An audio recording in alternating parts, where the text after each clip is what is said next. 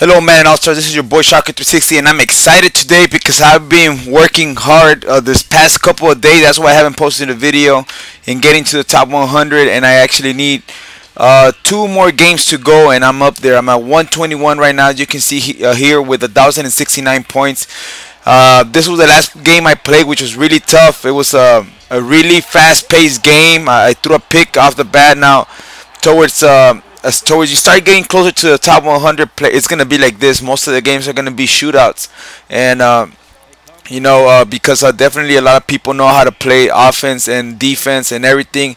And as you can see here, he's playing the old Panther heavy, which is already patched, but he's still using it though, coming out in that formation. I don't think you could audible down to it anymore, or put it on your audible. That's one of the things about this offense. So he has to come out in a different formation. He wants to do something different.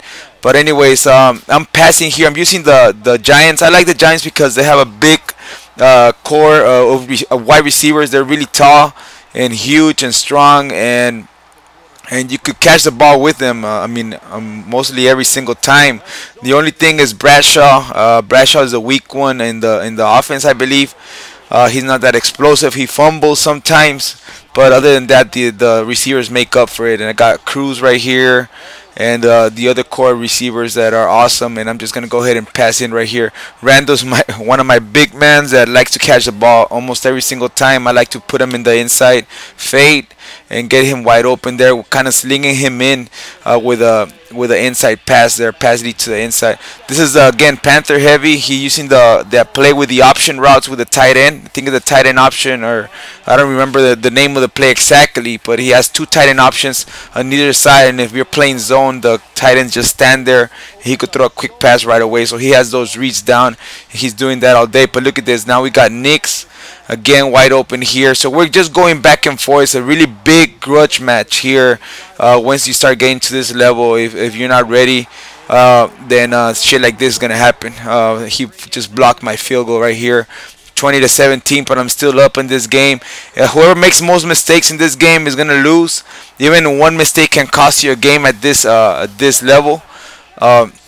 So you gotta be really careful on what you run, and I actually just go all out. I really don't care if I win or lose. It's gonna only take away 10 points. It's not like the previous years where it'll take away like 50-60 points, and you have to play like 3 games to make one up. So this one, basically, if you lose one this year, you lose one game, then you could just make it up by winning another game, and that would be it.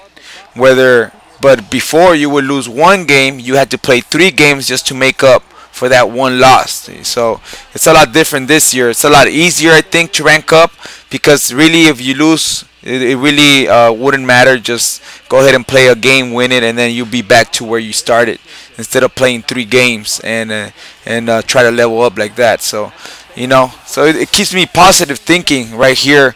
If I lose an online ranking, it just really don't matter. I just play another game and win it real quick. But here we go, 27-24 in this game, and I'm just driving. Look at here, Knicks, motion him to the outside. We got R1 wide open with Randall. Is actually in the tight end position in the inside of the slot, inside of the slot of the bunch. So there, I would actually put him on a fade and got wide open. I like to trick my defensive opponent on thinking I'm gonna go ahead and do an inside fade with one of those 3 out of the bunch, so he doesn't know which one's gonna get it. And I like to slant in, or maybe do a combo of a streak and a fade on the outside of the bunch, and one of them has to get wide open. I also like to have the trail routes. Those routes that go in an angle out and then in, as you guys see here with R1 in the middle of the field. But I threw to Knicks. I like to do a combination of those with a fade to the outside or a streak to the middle of the bunch. It's just a lot of stuff you could do this year. A lot of modifications. If they're playing man, you could also do a whip route with a tight end. As you can see here, this is a trail route.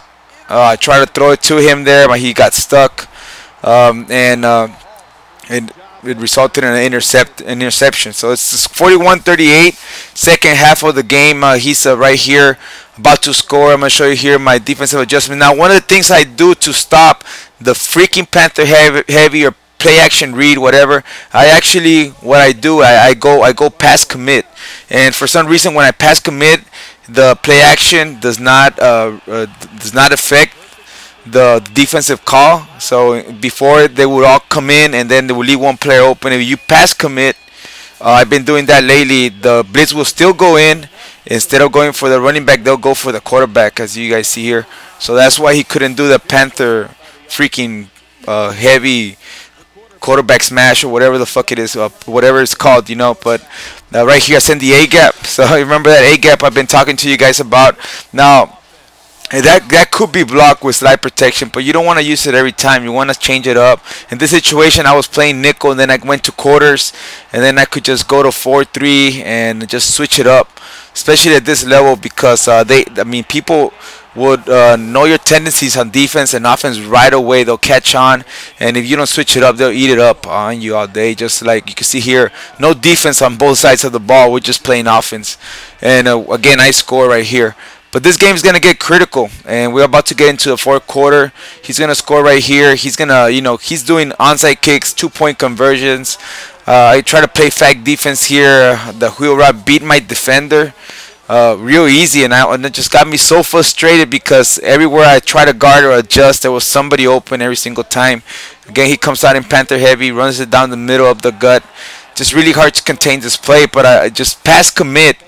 And if I had more field, definitely I would have stopped it. But I didn't there. He scored. So here we go. We're trying to score now, 55-54. And if I score here, I'll be up by 8 points. Unless I go for 2. But I'm not going to go for 2. I'm just going to keep it conservative. And I'm trying to run down the middle of the field. Just holding the R1. But I ended up kicking a field. He did lock me up here. I'm up 4 points.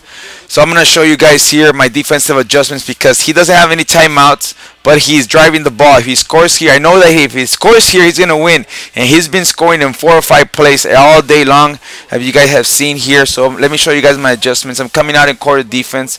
I'm going to go ahead and shift my linebackers to the right.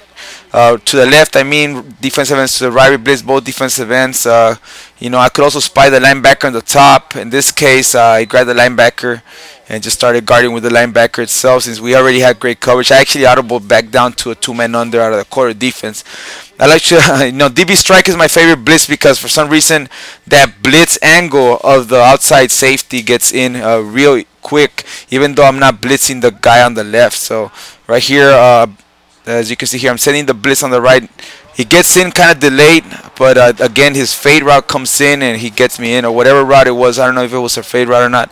It looks like it was because fade routes you could pass it, lead in, and you could always get a catch every single time on offense. That's one of the things that I incorporated in my offense this past week, and it's working awesome. I'm getting all my reads right, and if you're pressing or you're showing blitz, I'll just real quick score a touchdown on you. As you can see here, the DB strike. Pass commit. I forgot to pass commit here, so my defensive end went in and tried to get the freaking running back and got burned right there. 2nd and 3. We got 7 seconds left to go. Shift the linebackers to the left, crash to the right. We blitz both defensive ends and get the safety that's blitzing cover over the top, just to make sure he don't beat me deep. And especially I gotta watch out for that wheel route with the running back to make sure he don't beat me at that spot. Again, crash the defensive line to the right, shift to the right, we blitz both defensive ends. Get the guy blitzing here, put him on the purple. The blitz comes in, as I told you guys, I love this freaking blitz out of the DB strike because it comes in even though I'm not blitzing the left guy, which is the left outside linebacker right here. As you can see that I'm putting in purple. So I'm only sending 4. And this comes into the B gap. This time he blocks it, and good thing my player was there on the deep blue covering that side, which is actually, he wouldn't have been there. He would have burned me on that other wheel route. Then I would have been done in this situation. But stuff get complicated at this level because we're about to get to the top 100. Again, we come out in DB strike, put this guy in purple. I'm gonna cover right here, make sure the wheel route doesn't go to the left. Everything is covered. I'm sending 1-man, 4-man blitz. He comes down the middle. I know the next time I had to watch the middle of the field. He's gonna go ahead and spike the ball right now, but I gotta watch the middle of the field because his target is right there. I mean, that's what he's looking at right now. So I'm just right here really nervous at this point. What is gonna happen? Am I gonna lose like 20 points? Am I gonna get any points at all? Am I gonna, because I'm getting closer to the top 100 and I can smell it. Comes out in snugs. I'm gonna cover over the top, and right here he underthrows it, and I just killed him right here, destroyed him, broke his heart, and it's done. Final score, and right here at 121. 2 more games to go and we'll be in the top 100. Hope you guys like this video. Let me know what you guys think. You guys want to know some of these setups? Let me know. Let me know the time of where I showed it to you. I'll be more than glad to help you guys out. Until later, this was Shocker 360 from